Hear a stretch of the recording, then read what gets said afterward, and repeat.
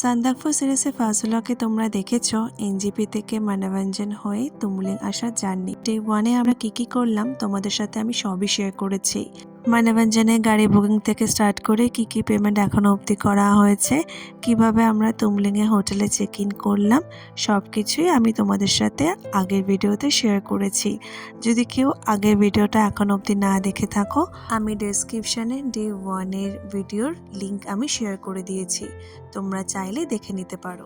আজকের ব্লগটা কিন্তু থাকছে শুধুই সান্দাকফু নিয়ে। তাহলে চলুন আজকের ব্লগটা আমি শুরু করি। সবার আগে বলি নমস্কার, আশা করি আপনারা সবাই ভালো আছেন। গুড মর্নিং সবাইকে।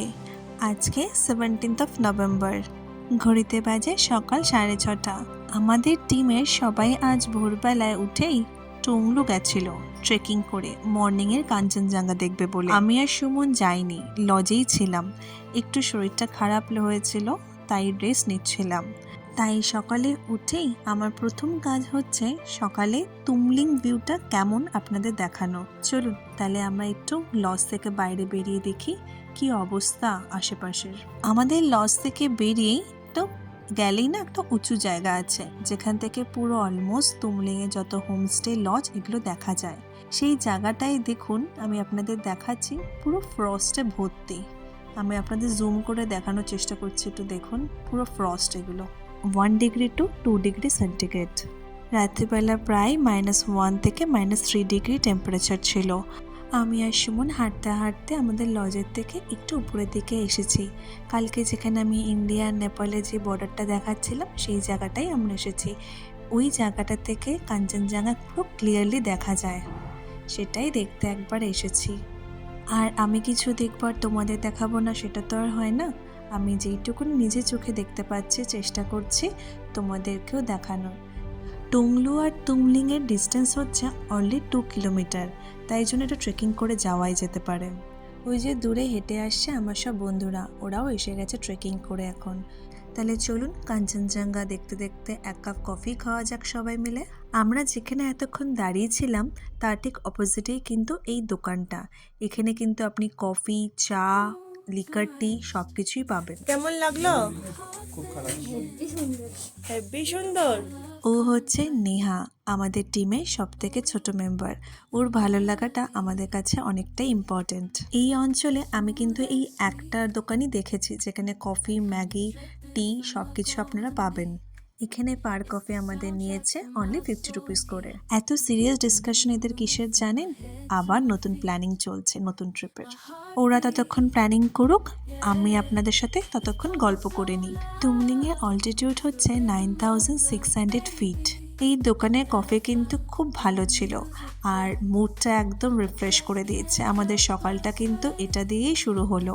চলুন কফি খেয়ে এবার তাহলে লজের দিকে যাওয়া যাক।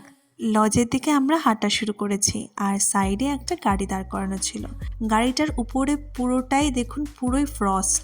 চলুন তাহলে এবার লজের দিকে যাওয়া যাক, ব্রেকফাস্টও করতে হবে। তারপর তো সান্দাকফু আমরা যাব, সান্দাকফুর জন্য গাড়ি অলরেডি চলে আসবে। চলুন তাহলে ব্রেকফাস্টটা করে নিই। ব্রেকফাস্টে আমাদের আছে টিবেটিয়ান ব্রেড, সুজি হালুয়া, কচুরি আর আলুর তরকারি আর এগ বয়েল। আপনাদের আমি টিবেটিয়ান ব্রেড নিয়ে কিছু বলি। টিবেটিয়ান ব্রেডটা হচ্ছে অনেকটা নান টাইপের, আমাদের যে বাঙালি যে নান আছে সেরকমই অনেকটা, কিন্তু নেপালিরা ওটা টিবেটিয়ান ব্রেড হিসেবে বলে। একটু মিষ্টি মিষ্টি খেতে, এটা অনেকে জ্যাম দিয়ে খায়, অনেকে শুধুও খায়, আমি কিন্তু শুধুই খেয়েছি। ব্রেকফাস্টটা আমার কিন্তু খুব ভালো লেগেছে, স্পেশালি টিবেটিয়ান ব্রেডটা। এবার আমরা ফ্রেশ হয়ে নিই, তারপর আবার সান্দাকফুর দিকে রওনা দিতে হবে। আর সান্দাকফুতে আমাদের তাড়াতাড়ি পৌঁছাতে হবে, ওখানে গিয়ে আমরা লাঞ্চ করব। ঘড়িতে বাজে প্রায় 10টার দিকে আমাদের গাড়ি এসে গেছে, আমরা গাড়িতে উঠে পড়েছি। এবার চলুন রওনা দেওয়া যাক। রাস্তায় যেতে যেতে অনেক এসএসপি ক্যাম্প পাবেন, আর সেখানে কিন্তু ফটোগ্রাফি একদম অ্যালাউড নয়। ফটোগ্রাফি শুধু নয়, ড্রোন, ভিডিও এগুলো কিছুই অ্যালাউড নয়। তাই জন্যে অনেক ভিডিও আমি নিতে পারিনি। চেষ্টা করবেন এই রুলসগুলো মানতে, কারণ এই রুলসগুলো তো আমাদের সেফটির জন্যই করা হয়েছে, তাই না? সান্দাকফু আর তুমলিং দুটো জায়গায় কিন্তু নেপালের ইলাম জেলায় অবস্থিত। সান্দাকফু কিন্তু আমরা সিঙ্গালিলা ন্যাশনাল পার্কের মধ্যে দিয়ে কিন্তু যাব। সিঙ্গালিলা ন্যাশনাল পার্কের মধ্যে তোমরা কিন্তু পান্ডা, ব্ল্যাক বিয়ার এগুলো কিন্তু অনেক সময় দেখতে পেতে পারো, কিন্তু পুরোটাই কিন্তু লাক। যদি লাক না থাকে তাহলে তোমাদের কিন্তু তারা দেখা দেবে না। আপাতত আমি একটা মাউন্টেন কাউ দেখেছিলাম, তাই তোমাদের আমি শেয়ার করলাম। তুমলিং থেকে সান্দাকফু হচ্ছে অনলি 20 কিলোমিটার ডিস্টেন্স। তুমলিং থেকে সান্দাকফু যাওয়ার পথে কয়েকটা জায়গা পড়ে, যেমন হচ্ছে জওবাড়ি, গৌরীবাস, কালীপুকুরি, বিকেভঞ্জন, এই জায়গাগুলো।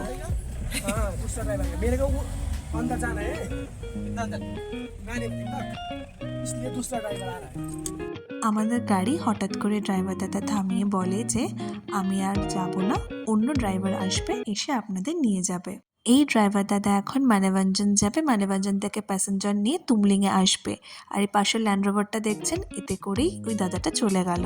কিরম অ্যাডভেঞ্চারাস ভাবুন, আমরা মাঝ রাস্তায়, চারপাশে সিঙ্গালীলা ন্যাশনাল পার্ক, আর আমরা মিডলে দাঁড়িয়ে আছি, সামনে পুরো খাদ। দেখুন এই রাস্তাটা একটু এগোলেই আপনারা খাদ দেখতে পাবেন, সাইডেও খাদ, আর পুরোটাই হচ্ছে অনেকটা স্টিফ, মানে উপর থেকে একদম নিচে। যদি গাড়িটা কোনোভাবেই যদি স্লো হয়ে নিচে চলে যায় তাহলে আমরা একদম খাদে। যাই হোক, 5 মিনিট দাঁড়ানোর পরে আমাদের যে ড্রাইভার দাদা নিয়ে যাবে সান্দাকফু, সে চলে এসেছে। আবার আমরা চলতে শুরু করলাম। মানেভঞ্জনের পর থেকে যতটা এখন অবধি এসেছি আমরা, রাস্তা কিন্তু একদমই ভালো ছিল না। শুধু কয়েকটা জায়গায় একটু ভালো রাস্তা আছে, বাকিটা একদম ভাঙাচোরা। এই রাস্তায় দুটো গাড়ি একসাথে কখনোই পাস করতে পারবে না। একটা গাড়িকে দাঁড়াতে হবে, আর একটা গাড়ি পাস করলে দেন আর একটা গাড়ি বেরোতে পারবে। যাদের ভমিটিং টেন্ডেন্সি আছে তাদের জন্য কিন্তু ভমিটিং মেডিসিন একদম নেসেসারি, কারণ অনেকটা উঁচুতে আমরা উঠছি আর রাস্তা একদম ভালো না, খুবই জার্কিং হচ্ছে, তাই জন্য মেডিসিন মাস্ট। গৌরীবাস আমরা এসে গেছি। গৌরীবাস থেকে সান্দাকফু হচ্ছে 12 কিলোমিটার ডিস্টেন্স। গৌরীবাসে এসএসপি ক্যাম্প আছে, তাই জন্য আপনাদের চারপাশটা ঘুরে দেখাতে পারলাম না, কারণ ক্যাম্পে কিন্তু একদম ফটো ক্যামেরা প্রহিবিটেড। গৌরীবাসে কয়েকটা ফর্মালিটি আছে, যেমন হচ্ছে এখানে একটা চেক পয়েন্ট আছে, এখানে আমরা কতজন যাচ্ছি, কোথায় যাচ্ছি, কবে ফিরছি, সেগুলো কিন্তু ওরা নোট ডাউন করে রাখবে। মানেভঞ্জনের মতো এখানে কিন্তু চেকিং পয়েন্টে কোনো চার্জ লাগবে না। গৌরীবাসে কিন্তু একটা হোমস্টে আছে, ম্যাঙ্গোলিয়া হোমস্টে অ্যান্ড রেস্টুরেন্ট। এই রেস্টুরেন্টে তোমরা কিন্তু রিফ্রেশমেন্ট নিতেই পারো। চলুন এবার তাহলে কালীপুকুরির দিকে রওনা দিই। কালীপুকুরি হয়ে তারপর কিন্তু সান্দাকফু আমরা যাব। এই রাস্তাগুলো কিন্তু খারাপ না, গৌরীবাসের পর থেকে আমি দেখছি রাস্তাটা একটু ভালো দিকে এগোচ্ছে। ঘড়িতে এখন প্রায় 11টা বাজে, আর দেখুন যত আমরা উপরে উঠছি ততই কিন্তু টোপোগ্রাফি কিন্তু চেঞ্জ হয়ে যাচ্ছে। মেঘ কেটে কিন্তু পুরো ক্লিয়ার স্কাই আমরা এখন দেখতে পাচ্ছি। আগে কিন্তু যখন তুমলিংয়ে ছিলাম বা তুমলিংয়ের নিচে ছিলাম মানেভঞ্জনে, তখন কিন্তু শুধু মেঘ আর মেঘই দেখতে পেয়েছি। আপনারা হয়তো ভাবছেন শুধু রাস্তাই দেখিয়ে যাচ্ছে, আর তো কিছু দেখাচ্ছেই না। আমি আপনাদের বলেছিলাম না আপনাদের সাথে আমি সব মুহূর্তগুলো আমার শেয়ার করব সান্দাকফু, আমি সেটাই আপনাদের সাথে শেয়ার করছি। এই রাস্তা কত সুন্দরভাবে চেঞ্জ হচ্ছে, দেখুন গ্রিনারিজগুলোও চেঞ্জ হয়ে যাচ্ছে। গৌরীবাস থেকে সান্দাকফু অনেকেই ট্রেকিং করে যায়, তো দেখুন এই যে সাইডে যারা দাঁড়িয়ে আছে এরাও ট্রেকিং করেই উঠছে কিন্তু সান্দাকফু। আমরা কালীপুকুরি এসে গেছি, চলুন তাহলে এবার নামা যাক। কালীপুকুরি হচ্ছে 3186 মিটার অল্টিটিউডে অ্যাবভ দ্য সি লেভেল। পুকুরি মানে হচ্ছে লেক, আর কালা আর কালী মানে ডার্ক নেপালিদের অর্থে, তাই এই লেকটার নাম কালীপুকুরি। নেপালিরা এই কালীপুকুরি যে লেকটা, এই লেকটা কিন্তু রিলিজিয়াসলি ওরা কিন্তু ওয়ার্শিপ করে। নেপালিদের অনেকের এখানে মানত করা আছে, দেখবেন ইটের উপর ইট রেখে অনেকে ওখানে কয়েনও দিয়েছে। অন্যান্য লেকের থেকে এই লেকের কালারটা একটু ডার্ক, তাই না? এই জন্যই হয়তো নাম হয়েছে কালীপুকুরি। কালীপুকুরি আসার কিন্তু বেস্ট টাইম হচ্ছে স্প্রিং টাইম, যখন রোডোডেনড্রন দেখতে পাবেন আর অন্যান্য ফ্লাওয়ার্সগুলো কিন্তু আপনারা দেখতে পাবেন। স্প্রিং টাইমে কিন্তু এই পাইন ফরেস্ট পুরো একদম সবুজ হয়ে যায় আর দেখতে অসাধারণ লাগে। আপনারা যদি কেউ স্প্রিং টাইমে আসতে চান আসতে পারেন, কিন্তু বর্ষাকালটা অ্যাভয়েড করবেন। এই কালীপুকুরিতে আমি এই একটাই হোমস্টে অ্যান্ড রেস্টুরেন্ট দেখলাম, সেটা হচ্ছে কার্মাটেনজি রেস্টুরেন্ট অ্যান্ড হোমস্টে। এবার আর কোথাও দাঁড়ানোর ব্যাপার নেই, এবার ডিরেক্টলি সান্দাকফুতেই আমরা কিন্তু দাঁড়াবো। কালীপুকুরি থেকে কিন্তু আবারও রাস্তা একদম বাজে আপনারা দেখতে পাচ্ছেন, শুধু বোল্ডার্স আর বোল্ডার্স, আর পুরো একদম মাটির রাস্তা। কালীপুকুরির থেকে দুটো রাস্তা কিন্তু ডিভাইড হয়ে যাচ্ছে। আমরা কিন্তু নেপালের রাস্তা দিয়েই যাচ্ছি সান্দাকফু। আমরা কিন্তু অলমোস্ট পৌঁছে গেছি আমাদের সান্দাকফুর সানরাইজ হোটেলে। এখন ঘড়িতে বাজে দুপুর 1:30। এই যে সিমেন্টের বিল্ডিংটা দেখছেন, এটাই কিন্তু আমাদের সানরাইজ হোটেল। সানরাইজ হোটেলের সামনের ভিউটা আমি একবার দেখাই আপনাদের। গাড়ি থেকে সব লাগেজগুলো এবার নামানো হচ্ছে। আর এই যে দেখুন, এখানে কিন্তু অনেকগুলো ল্যান্ড রোভারও দাঁড়িয়ে আছে। আমরা যদিও বুলেরো করে এসেছি, তাই জন্যে জার্নিটা একটু কম ফিল করেছি, কিন্তু যদি ল্যান্ড রোভারে আসতাম জার্নিটা হয়তো আরও হেক্টিক হতো। যাই হোক, চলুন এবার আমরা সানরাইজ হোটেলের ভেতরে যাই। চেক ইন ফর্মালিটিস কমপ্লিট করতে হবে, আর ভেতরটা আপনাদের আবার ঘুরে দেখাবো। এখানে ক্লিয়ারলি ওয়াইফাই পাসওয়ার্ডটা দিয়ে দেওয়া হয়েছে, দেখুন রিসেপশনের উপরে আপনারা দেখতে পাবেন। আর এখানে কিন্তু ওয়াইফাই নিতে গেলে কিন্তু 50 টাকা করে আপনাকে দিতে হবে।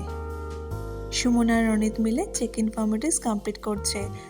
টোটাল আমরা 4টে রুম বুক করেছি। একটা হচ্ছে কাপল রুম, যেখানে হচ্ছে 2টো বেড আছে, আর 2টো রুমে ট্রিপল বেড আছে, আর একটা রুম হচ্ছে 4 বেডের রুম, সেটা হচ্ছে কাঞ্চনজঙ্ঘা ভিউ রুম।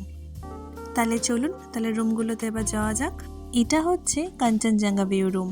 এখানে 4টে বেড আছে উইথ ব্ল্যাঙ্কেট অ্যান্ড পিলো। ঢুকেই একটা মিরর আছে। একটা সব থেকে ইম্পর্টেন্ট জিনিস বেডরুমে হচ্ছে, সেটা হচ্ছে চার্জিং পয়েন্ট বেড সাইডে। এই রুমে কিন্তু সেটা অ্যাভেলেবেল আছে।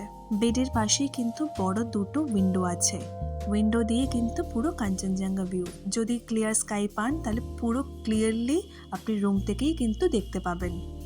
এই রুমটা কেউ বুকিং করতে চাইলে এটা কিন্তু 6 to 7 মান্থস আগে কিন্তু আপনাদের বুকিং করতে হবে, নাহলে কিন্তু এই রুমগুলো অ্যাভেলেবেল পাওয়া যায় না। প্রত্যেকটা বেডেই কিন্তু 2টো করে ব্ল্যাঙ্কেট দিয়েছে। এরপরেও যদি কারোর ইলেকট্রিক ব্ল্যাঙ্কেট দরকার লাগে, সেটা কিন্তু অ্যাভেলেবেল আছে, কিন্তু সেটা চার্জেবল। এখানে একটা ড্রেস হ্যাঙ্গার মতো আছে। একবার ওয়াশরুমটাও আপনাদের দেখিয়ে দিই।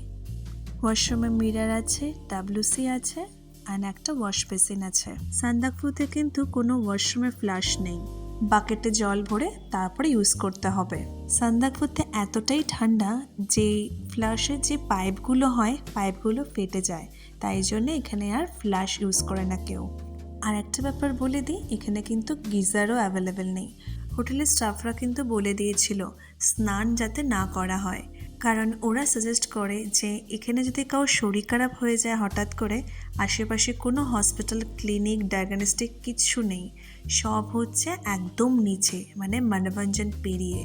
যেহেতু অনেকটা হাই অল্টিটিউডে হঠাৎ করে আমরা এসেছি আর অনেকটা নিচ থেকে উঠেছি, তাই জন্যে হঠাৎ যদি আমরা স্নান করি আমাদের অনেক কিছু শরীরে প্রবলেম আসতে পারে। এটা হচ্ছে সানরাইজ হোটেলের ক্যান্টিন, আর এখানেই পুরো ডাইনিং প্লেস অ্যারেঞ্জমেন্ট করা আছে। চলুন তাহলে আমরা দেখে নিই লাঞ্চে আমাদের কি কি আছে আজকে।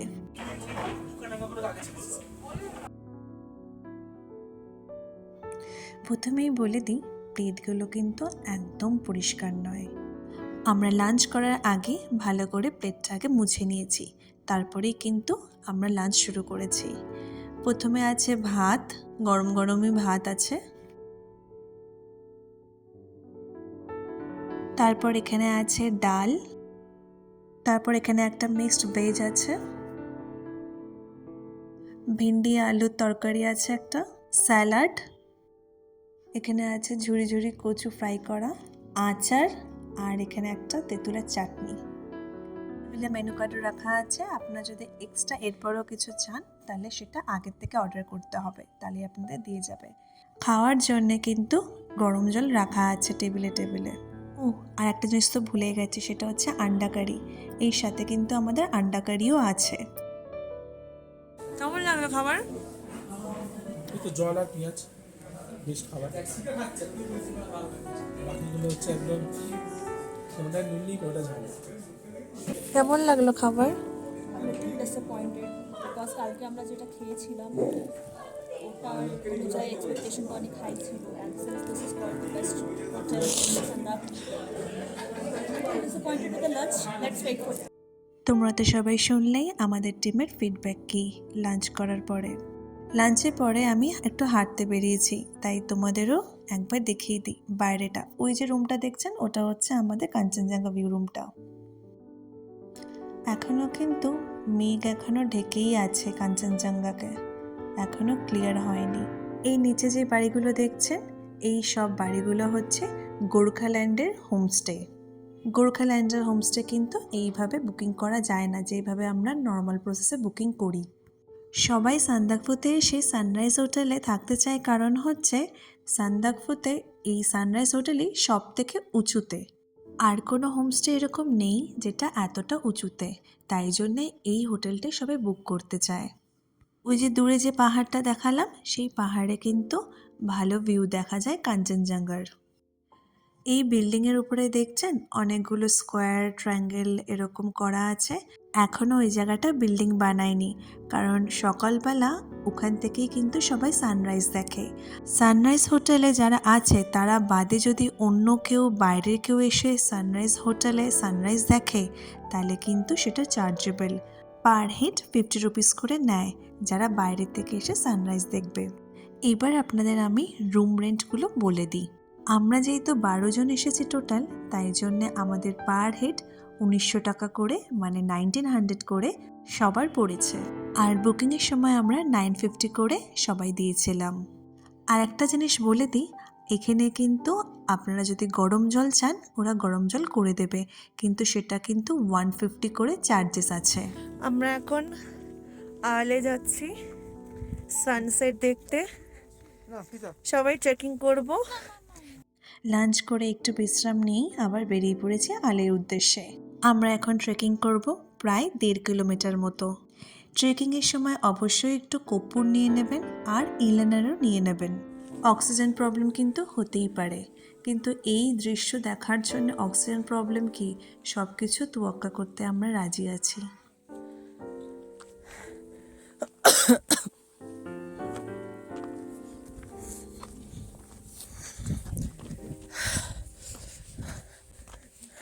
আলে এখন টেম্পারেচার হচ্ছে 1 ডিগ্রি থেকে 2 ডিগ্রি, কিন্তু অদ্ভুত একটা হাওয়া দিচ্ছে। পাতাগুলো একটাও নড়ছে না, কিন্তু হাওয়া কিন্তু আমাদের লাগছে। আমাদের চোখ দিয়ে তো জল পড়ছে, প্লাস আমাদের সর্দিও কিন্তু হয়ে গেছে।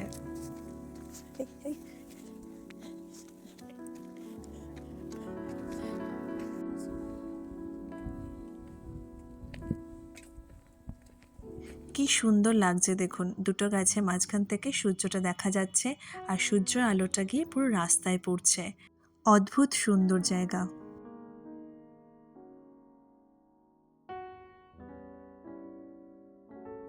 আমাদের টিমে সবাই আগে আগে চলে গেছে ট্রেকিং করতে করতে। আমরা এই 4 জনই আস্তে আস্তে যাচ্ছিলাম। আমার আর তৃষার দুজনেরই একটু অক্সিজেন প্রবলেম হচ্ছিল, তাই মাঝে মাঝে ইনহেলারও নিতে হচ্ছিল আর কর্পূরও, তাই আস্তে আস্তে করেই আমরা এগোচ্ছিলাম। এইটা হচ্ছে সেই আলের সানসেট, কি সুন্দর দেখুন। মেঘগুলো যেন তুলোর মতো বেশি বেশি সূর্যের সামনে দিয়ে যাচ্ছে।